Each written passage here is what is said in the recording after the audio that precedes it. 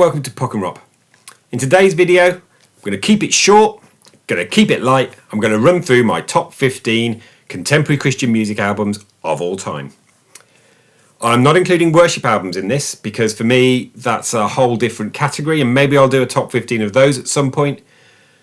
I'm including purely rock, pop, and maybe even the occasional musical. Before I do all of that, I just remind you to like the video, hit the subscribe button and the bell to receive notifications of future content, and let's dive in at number 15 with Brian Dirksen and Michael Greco's Prodigal God. This is a 2 CD album that is effectively a musical. I think the musicality on here is absolutely phenomenal, the songwriting is great, and it's based around the parable of the prodigal son. It's set in probably about the 15th century maybe, in a town called Provision, and it's just a really fine musical.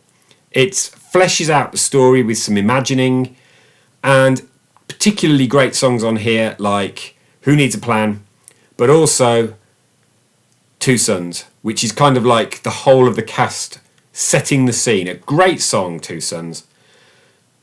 Prodigal God, my number 15. And number 14 is my favourite album by a Welsh singer-songwriter, Martin Joseph. It's Far From Silent. This came out in 1999 and got a great review from Q Magazine.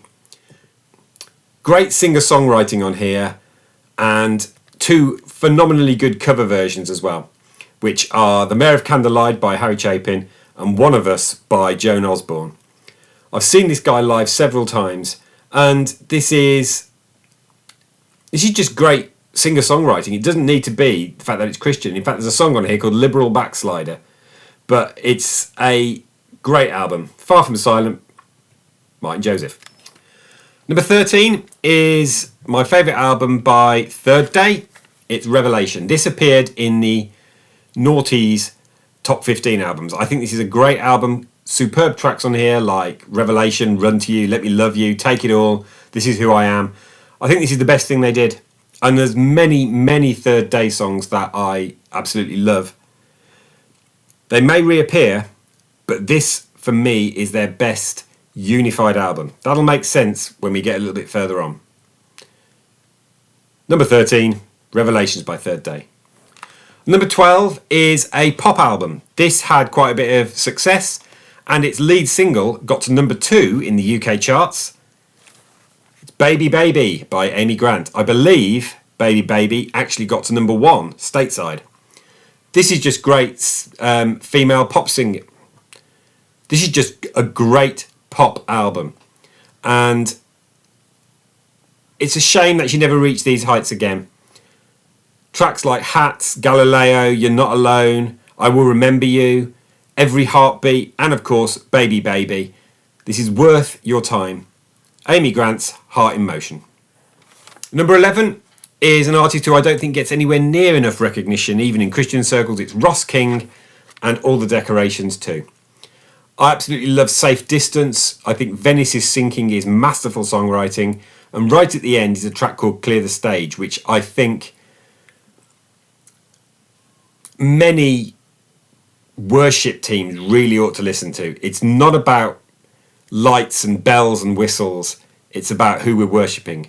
Clear the Stage is a very thought-provoking song. All the Decorations too, my number 11. And number 10 is one of the big artists of the 90s in Christian music. It's Rich Mullins, A Liturgy, A Legacy and a Ragamuffin Band. This is a great album, perhaps a little overshadowed by 2 phenomenal tracks, one of which is Here in America, and the second, which is the centrepiece of the record where he plays a stunning hammered dulcimer, is Creed. Absolutely great album, A Liturgy, A Legacy and a Ragamuffin Band. At number 9, I have placed the lead singer of the defunct band Third Day, Mac Powell, and New Creation. I waxed lyrical about this album in my 2021 top 15 album. I still think it's great. New Creation, River of Life, Be Praised, centre of it all, but the best track on here, 1991. Song about when he became a Christian. Absolutely fantastic album. New Creation by Mac Powell. At number 8, I included this in my 2020 top 15 albums, We the Kingdom. Now, there's an argument to say that this is actually a worship album. I don't think it is. I think it's far more contemporary. I haven't heard many of these songs being used in a church format, which perhaps is a shame. Southern rock, basically. And superb tracks like The Cages that opens it, but also Holy Water and Child of Love.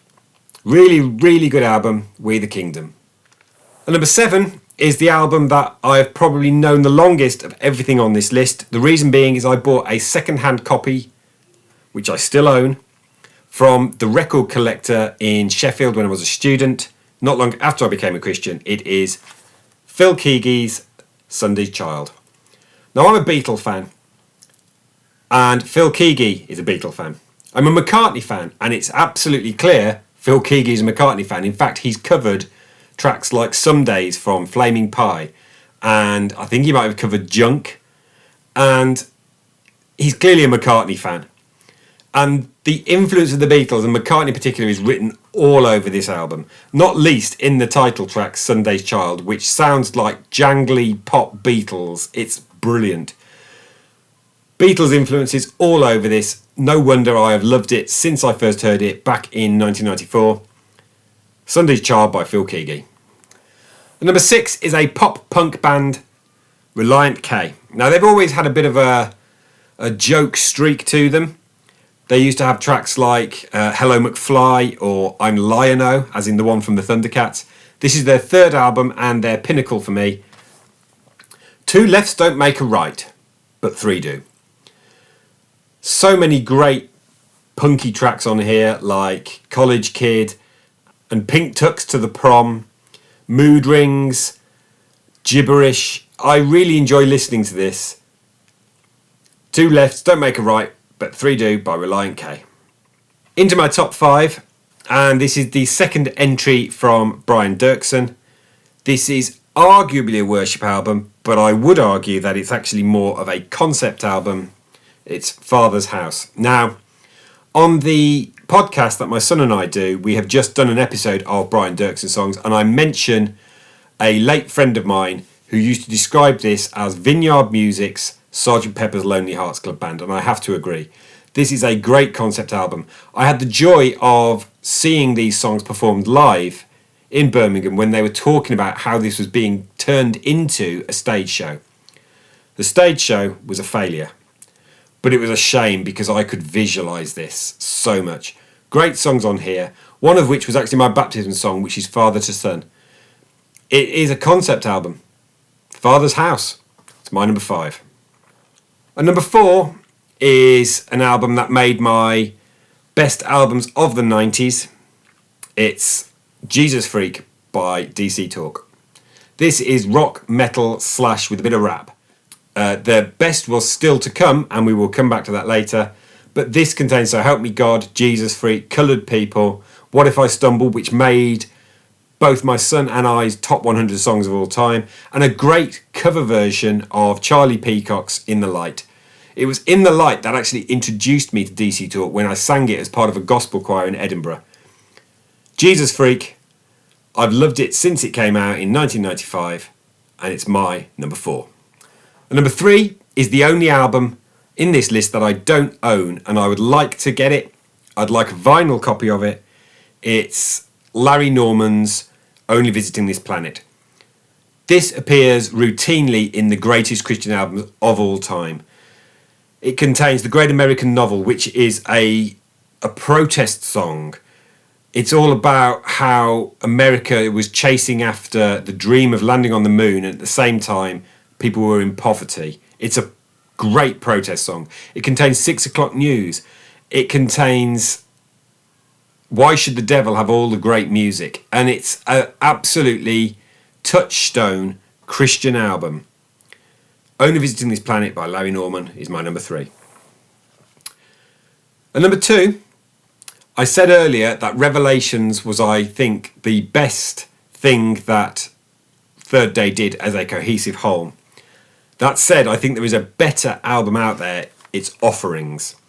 Now, the reason I've placed it higher, but I did not put it in my naughties list, is that this is a mix of live tracks, new tracks, and cover versions.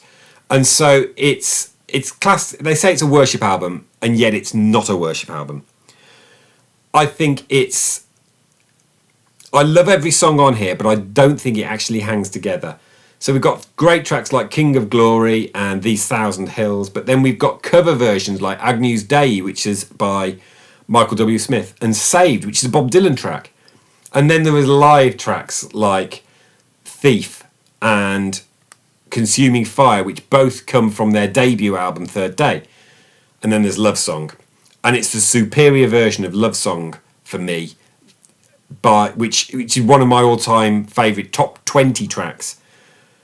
Third Day, Offerings, just gets in at number 2 because every song's a winner, but it's not necessarily as cohesive a whole as Revelations is. But it's still my number 2. And finally, at number 1, if you've watched my top 15 albums of the 90s, then this shouldn't have been a surprise that this was going to be here.